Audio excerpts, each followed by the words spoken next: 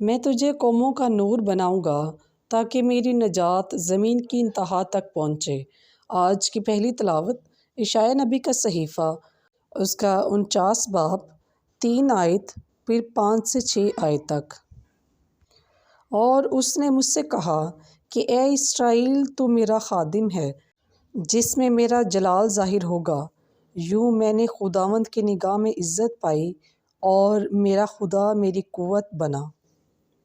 اور اب خداوند کہتا ہے، یعنی وہ جس نے مجھے شکم ہی سے اپنا خادم بنایا تاکہ یعقوب کو اس کے پاس پھر لاؤں اور اسرائیل کو اس کے پاس فراہم کروں، کہ یہ ہلکی سی بات ہے کہ تو میرا خادم ہے تاکہ یعقوب کے قبائل کو ازسر نو قائم کرے اور اسرائیل کے پسماندوں کو پھر لائے۔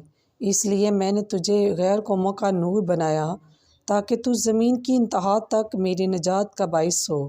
پس پاک کلام کے پڑھے اور سنے جانے پر خداوند کی خاص برکت ہو۔ خداوند کا شکر ہو۔